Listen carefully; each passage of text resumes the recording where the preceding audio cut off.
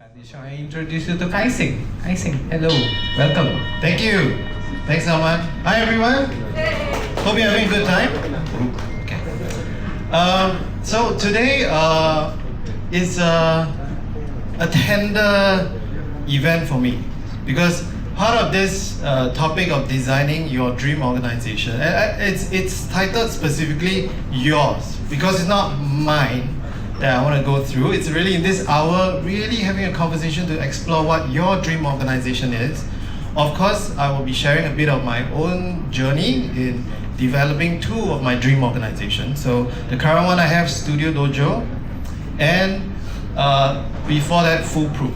Yeah, we will share a little bit of the story around that and how we ended up with a multidisciplinary approach to do that. Yeah, so first half is going to be a bit of my story, and the second half is going to be a little bit of theory just to integrate all these things together. Yeah. Okay, so designing your dream organization. So let's start actually with you rather than me. Yeah. So I'd like you to actually turn to the person beside you and just say hello if you haven't said hello yet. Yeah. Good morning if you want to. And we'd like you to ask each other as part of the learning groups. Yeah. What is your version of a dream organization? What would be if you had carte blanche from scratch? You could design your own dream organization. How would it look like? How would it feel? What would you see? What would you hear? Yeah, so turn to the people beside you, maybe twos or threes, and have a little quick chat around what would be your dream organization like. Try to understand each other out. Yeah, similarities, differences. Ready? Just 3-4 minutes. Have a quick chat. Ready? Go. Put your hands down. Maybe I'll hear out a little bit. Any other any keywords around what your dream organization looks like, feels like? So, collaboration? Yeah. Any others? Organization size? 1. Oh, what? Organization size? 1. Organization size 1. Okay, cool. Yes. Any others? Huh? No politics. The big bonus. Big bonus? Yes. More money? Self-organized. Self-organized. Anything else? Yes. Align on a common goal. Practice.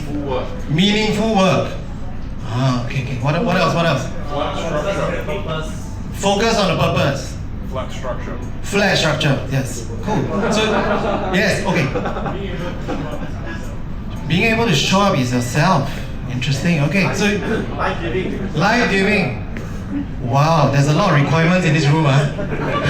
Okay, so as you can see, there's really a big range of ideals for what a dream organization is like. So imagine if it's just yourself, and if you have a one-person organization, that's great, right? You got your own individual purpose, but you work with a big bunch of people, everybody having very different dreams. How do you bring that together? And that's an important thing to consider and think about. Yeah. So we want to share a little bit, and I'll run through my journey very quickly. And it all started, so my background actually is in computer science. So I graduated in 2024, then never did any coding, and I went into user experience design for 20 years. And it's really in that I started to really see the power of design with my kind of training in abstraction and really first principles around computer science that I really kind of got interested in. And I brought that into really designing my own dream organization.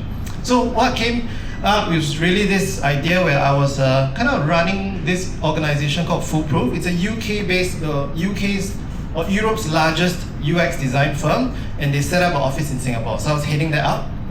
And I got an email, very weirdly one day, this guy emailed me. His name is Douglas, and if you attended last year's LeSS, you would know Douglas. He was a keynote speaker. And he said, there is this guy I know. So he was introducing me to some other person who runs this company who has the most progressive policies. And I was like, what? Nobody told me that, and why would you tell me that over email introducing me to somebody else, right? Interestingly, this organization, you'll hear a little bit later on, because this organization was just starting out at the time, called OGP, Open Government Products, right? Which is a kind of a, I don't know how to describe them. They're like a, they're like an outfit within the government that's trying to be a bit entrepreneurial and different in the way that they do digital products, right? So it's like, what? Do I have the most progressive policies? Immediately my imposter syndrome came out, like, No, it cannot be. And I started to reflect a little bit about my own journey. And so then I realized, oh yes, actually, you know what? When we ran company retreats and we had facilitators come facilitate sessions with us, the facilitator themselves, the third party that were engaged, says, I've never seen anybody cry about having good company culture before. How can people, at the end of it, hug each other and cry for 5 minutes? That doesn't make sense, yeah? The other thing was we performed really well. With half the team size assigned to us, we doubled profits, doubled revenue year on year for 4 years straight. And the UK was like, Khai Seng, how do you do this? And I just told them, it's very simple, just do this. And they're like, no, it cannot be that simple. And then so they never really got it. But we were so high performing, every year we'll go on a trip and we don't tell the team where we go. So they just pack their bags and then at the airport we'll give them the air ticket and they'll say, oh, we're going to the Maldives for a week? Wow, so that's really how we were back then. Yeah?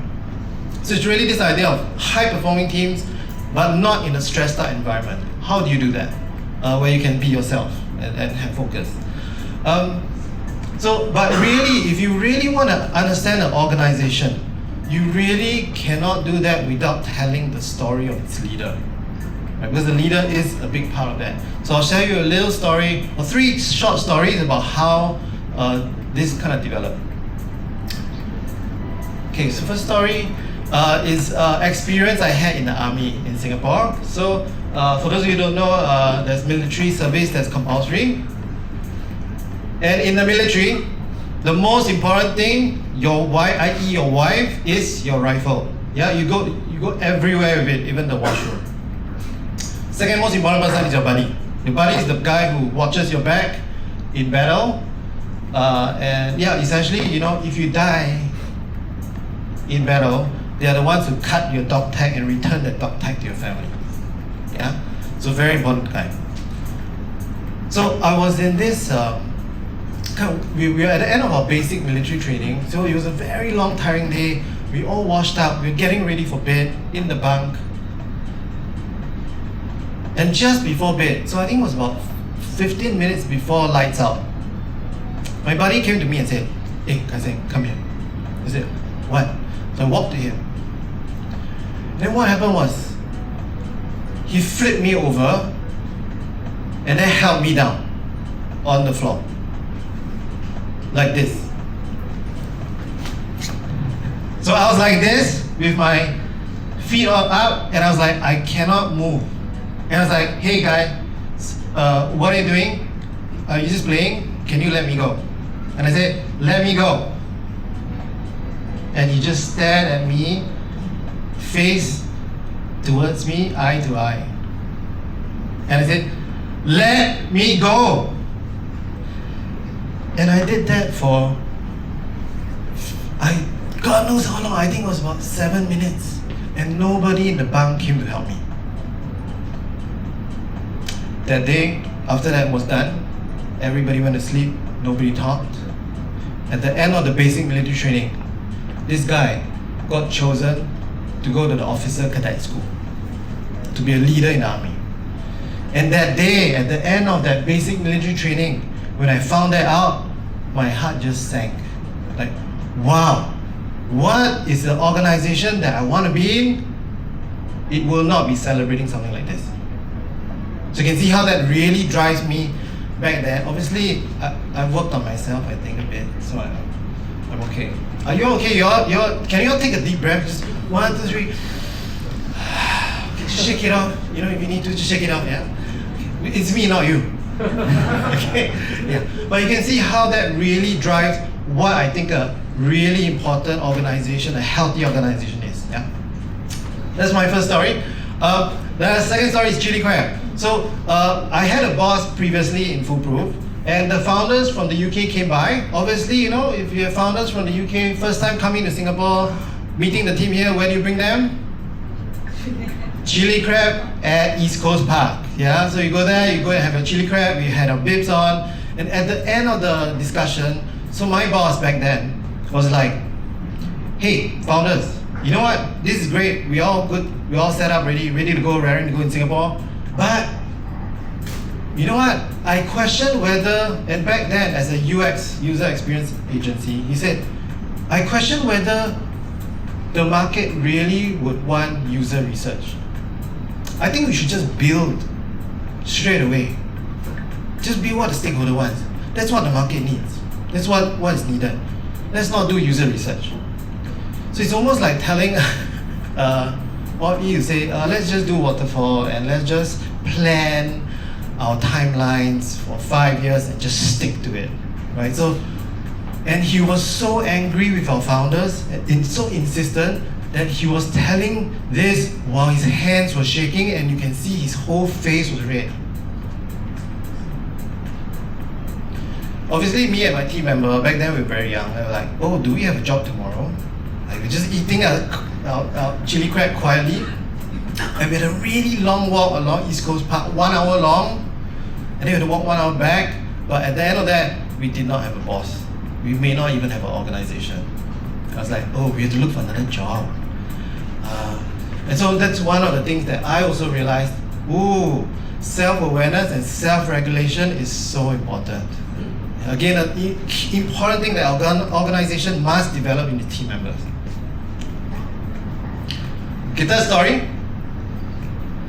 This is my daughter. This was, I think she was about 7 months, about 7, 8 months old. So when she was 1 year old, we were in my in-laws' place, we were having lunch. So she was in the baby seat, and we all were preparing lunch, all very busy, and we kind of left her alone.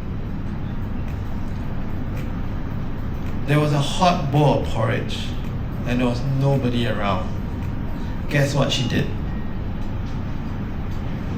She took the porridge, and then she pulled it. We only heard screams, we didn't know what actually happened. But we know that she actually got really, really badly injured. Right? She had second-degree burns on 70% of her body. So for those of you, first aid, basic first aid, yeah? Actually, being scalded with hot water, it's okay. Porridge is bad. Do you all know why? Because porridge sticks and it continues burning. So this was her after the operation. She had skin grafts all over her body, 70% of her body. And after that, I was like, oh my God, I am the reason why my daughter will not be able to be in a bikini. And she's gonna blame me. And if you understand that narrative, that story and the inner critic that drives you, that really drove me to go, I need to help other people. So I kind of developed now looking back, I can laugh at myself. But I developed a big savior complex. Anybody in trouble, I'm gonna come in. Right? Because I'm essentially trying to resolve this through a future action. Yeah, again, it's really important to understand why you as a leader want that dream organization. So back then, I wanted one that really supported people who were vulnerable because of this. Yeah. So those are the 3 stories. And through this, you can now understand a bit about if I want to develop a dream organization, I want people to walk the talk. Yeah, you talk about values, you want to promote people, you better make sure those people are walking the talk. You want a lot of awareness, regulation. You want to be supporting the vulnerable. That's my story. When you ask me a dream organization 10 years, 5 years ago, that would be what I would say. But the reason why I wanted them was driven by my personal stories. Does it make sense? Okay, let's take another deep breath. Let's take one good deep breath. Those are my stories, not yours. Yeah, shake it out a little bit if you need to, yeah. So that's my own journey, and we'll share a little bit about how this journey moved on. But let's go back to your discussion, right? You're talking to a few people about your dream organization. So now think back and share why is that quality so important for you? Was there a life situation, a work situation, a story that really drove you to find that thing is really important for me? Really? Can also be a good story. Doesn't always have to be bad and traumatic. Yeah, can also be beautiful stories that you learned, aspirational. It's just in my life, the kind of leaders that I had were not so optimal, which gave me a really great lesson also. So I'm really grateful to them anyway. Does it make sense? So for you, again, this I'll give you a bit more time to unpack because it might take a bit of time just to recollect. But yeah, share one or 2 life stories that you think influence the idea of your own dream organization now that you've talked to each other. Yeah? Okay? You might have had quite a precious sharing, so just say thank you to the people you were talking to. Yeah. So I'm not going to ask for sharing just because some of this may be a bit more intimate, a bit more sensitive. If you do want to, okay, I do know we are doing a little bit of the ungossiping. So what I'll suggest is for this one, because it may be a bit precious and close to you, you kind of give permission to share. If not, assume you can't ungossip about it. Is that okay? Yeah, just for this specific thing. Yeah. Okay. So one of the things that I learned through my own kind of experience and journey coaching is, yeah, we don't see things as they are, we see them as we are. Right? So our life experiences then really influence the way we perceive what we value and what we find important, what is figural to us. And that's really important. And that got me on a quest to go, wait, then how many ways of seeing are there? And is there a more complete way to see it, right? All of us are correct in our views and incomplete. So the question is there a more complete way of thinking about it? And it's how I encountered this piece of work, especially in my coaching, by this guy called Ken Wilber. And he wrote a really interesting book called The Theory of Everything. So he was kind of crazy or weird enough to say, hey, there must be a theory in which all other human system theories can fit under. Right? All the theories, not just in human systems, but physics, math, all these things can probably fit under one theory. What is that theory? So he kind of locked himself in his own house for about 2 to 3 years and did not come out even for food. So food was sent to him. And he was like really laying out all these different theories on cards and on a huge hall in his house, really trying to piece all this together. And he got somewhere with it. Is it perfect? It is complete, but not complete also. And I think he has some humility to say that it's not perfect. Yeah, but it's a theory that I think is useful, and that really caught my eye and in terms of how I practice. And it is, oh my god, it's another 2x2. Okay, but anyway, just pardon the 2x2. But it's essentially the idea that there's 2 axes. One axis being the individual, the other one being the collective. These two are very different dynamics, and that reveals of that person or that object and the exterior. Right? You've got self, organism, and environment as well. Yeah. And with this, he essentially was able to piece multiple different theories to sit within this one. So I'll give you a couple of examples. This one, individual interior, is the space of who I am. Right? The intrapersonal, someone was talking to me about it. And so examples of this would be your mental models, your thoughts, your emotions, your values, your attitudes. These are the things that are interior. You cannot see it to an individual. Right? So a lot of us would maybe focus on this. Some of us will focus on other things. So another area of focus that people might have is the individual exterior. And this is how we do things, how we act. These are things you can see, observe from other people. So these would be behaviors, habits, what you say, or in ontological language, your language, yeah, your speech acts, your physiology, and your skills. So you can imagine different training would give you different focus. People whose careers are focused on this are people like therapists, coaches, some counseling, that kind of stuff, right? Individual exterior, what kind of things would you do? Sorry? Trainers? Consult. So yeah. So you could be doing sports coaching, kung fu. A lot of times it's here, right? So it's the techniques, what stance you have, how close and open you are. These kinds of things are here, right? So you can see different things really focus on different quadrants. The next quadrant, collective exterior. It is, and this is the collective world we are in, right? So this room is in this quadrant. So imagine, and some of you have shared this, right? In the previous LeSS conference, it was in a big ballroom. Obviously, the way the exterior is changes the feel of the conference and your experience, right? Here, soft lighting, very indirect lighting, mood, all this kind of stuff. Nice coffee by Stanley. Yeah. But here you see the realm of nature, trends. I think Rowan was talking about weak signals and trends. The built environment, both physical and digital built environments, right? Technology and policies and laws. So this is the world. So some people live here. Mostly kind of government bureaucrats who live in this world, lawyers, people who build technical systems. Then you have this, the collective interior. And this is the things we are. The things that are about us all, but things we cannot see. So it's your group dynamics, your power dynamics, your culture, religions, traditions, worldviews, interpersonal relationships. These are there. And you'll notice some people, obviously OD practitioners, facilitators would be somewhere here. Yep. Sociology, major is here. So you can see actually all of us are trained typically in one of these quadrants. And we live life solving things through this lens.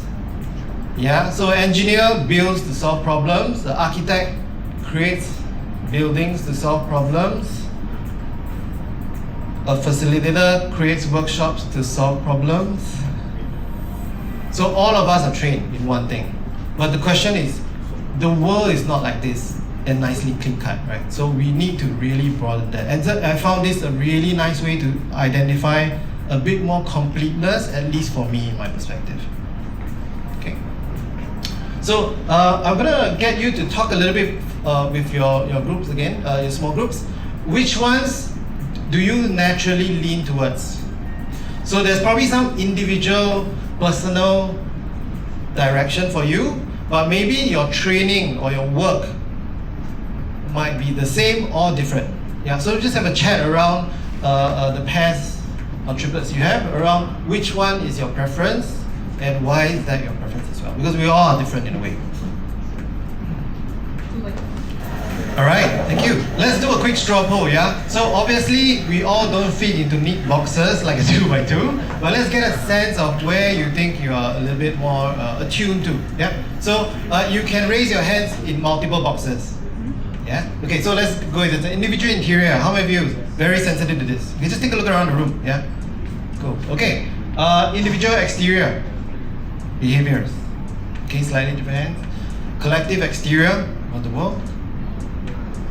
Okay. Collective interior. Cool. Right. So as you can see, it's quite a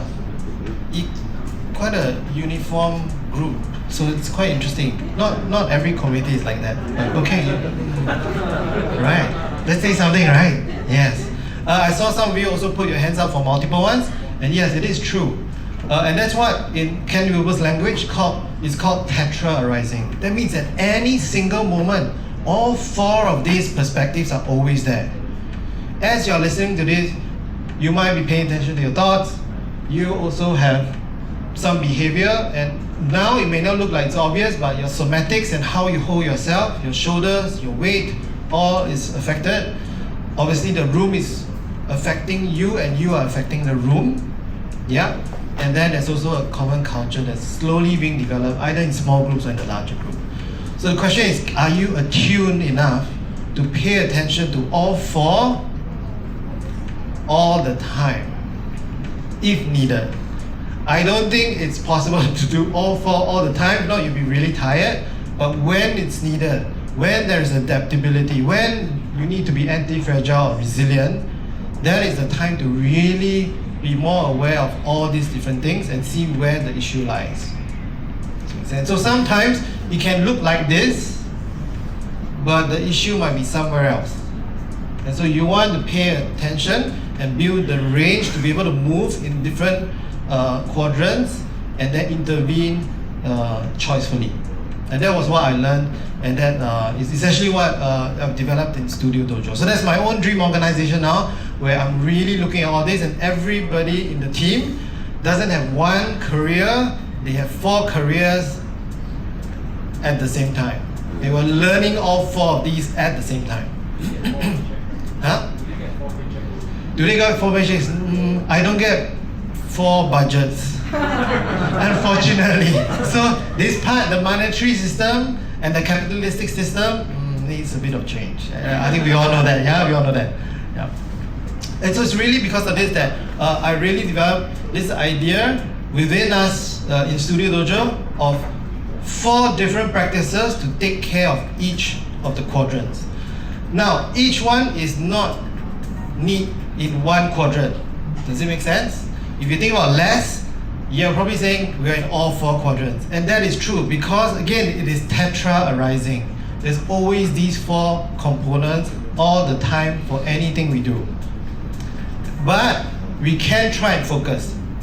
So for us, and that because that's my background, design thinking, to do co-creation, to act in a different way. We have leadership development and coaching, where we focus on that self-awareness, so you can see where the boss led me. The use of self, also the work, coaching work and shadow work. Right? It's a very important part of the piece. Then there's the organizational development aspects. I think you are very familiar with that. That definitely grounds a lot of this piece for us. And futures thinking. And futures thinking is quite new, I would say. So this is really the idea of thinking about the future in a really rigorous way.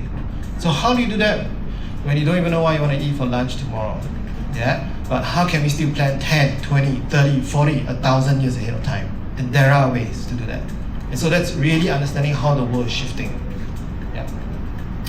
So this is my playground essentially. Probably another version will come, but that's something for me, at least for now, right? So again, this is essentially part of the theory and how we're applying it. Having done this for 6 years, we have some kind of a process.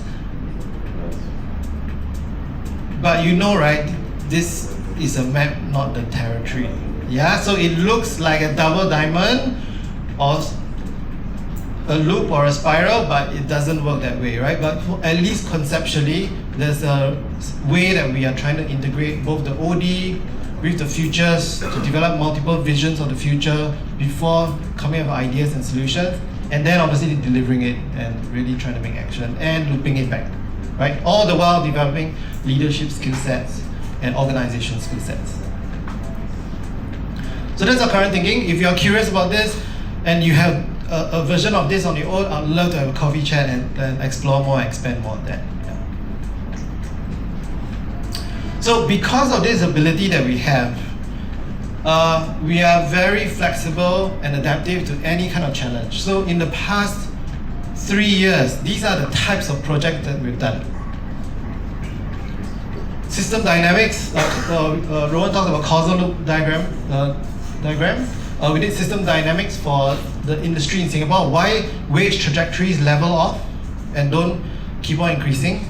We talked about help the innovation strategy for the disability sector. We did the futures of teaching and learning, imagining things, mental well-being, sustainability, and quite different things. So you realize we are agnostic to any challenge. But with these 4 lenses, we can bring ourselves and our skill sets to be who we are and adapt ourselves and learn in the same place. Yeah, and that helps us get stronger as well. So that's a little bit of our journey. So, and to wrap it up, this is just my version where I only have enough bandwidth to think of 4 careers. But for you, it might be different. It will look different. So it's also a question back to you as we close off. What would be a little practice? It may not be an actual field of work and study, but what is a practice you can do in the fields that maybe you are not as familiar with, so that you can start building some range, right? Where are you going to be? What kind of practices? These are all very big topics, obviously, but you can also pick small things to try. And what my master coach says, the quadrant you're not looking at is probably the quadrant that will really shift and transform you. Yeah, it's maybe the one you're running away from, but the work is there, the transformation work is there. So as you balance that out, that will hopefully support you in your own journey and your next level of development. Yeah. So maybe again in your pairs or triplets, just talk a little bit about yourselves, any ideas, and you can share ideas with each other about which ones do you think each other can start on as you close out and prepare you to do and develop your own dream organization. Yeah, again, a more holistic lens. Okay. All right. So again, back to you. Say hello to your pairs and triplets again, and just talk a little bit about for yourselves. What do you think you want to pick up and try? Okay, 5 minutes. Over to you. All right. Thank you. So really, it's been quite a journey since that odd, weird email that Douglas connected me to Hong Yi from OGP, but I think that really kickstarted the reflective process and the integration process to abstract some of these things. Yeah. So hopefully that's useful for you in some way. If you're curious, happy to chat again. I'll leave you with one closing thought. A lot of times when we are starting to imagine our dream organization, it can look like those 4 quadrants, separate, yeah? One of the actual problems actually with something like, let's say, the sustainable goals. How many of you are familiar with this? Heard of this? Yeah? So if you realize, have you seen the latest report? It is bad, yes. In fact, we are worse, for some of these, we are worse than when we started. And for most, we are only progressing by 20-30% when we need to hit 100% in 2030. It's not a lot of time. And one of the issues is this is not really an integral way to think of things. We are still putting them into boxes. And it's really important, even when you think about the 4 quadrants and integral theory, we have to see things like this. Okay, in this photo, a mother is feeding a child, also has all 17 goals. You need all 17 goals to actually produce this. And we need to start understanding and really recognizing the complexity and the integration of all these things rather than fitting them in boxes. Yeah? So boxes are great, but the map is not a territory, and you really need to start to piece them together as you start developing your own dream organization. Yeah? With that, thank you so much. Really appreciate it.